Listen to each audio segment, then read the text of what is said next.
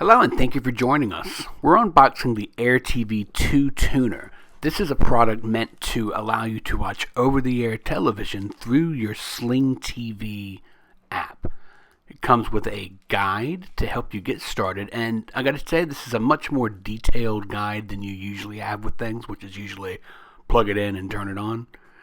This shows you what you need to do.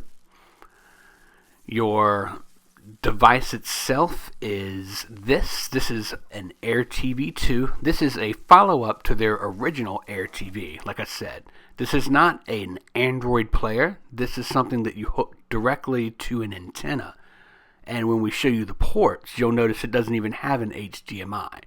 That's because this device is not meant to hook up to your TV. It doesn't have apps. It doesn't have an interface. The interface is your Sling TV app.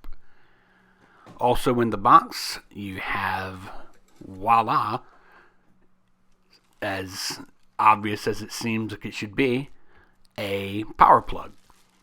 The power plug is the only other thing that ships with the device because, again, it doesn't have a remote control because it isn't a media player. This is just a way to see television on Sling TV. So, just for starters, you just want to make sure that you plug it in correctly. You want to line the little nodule up.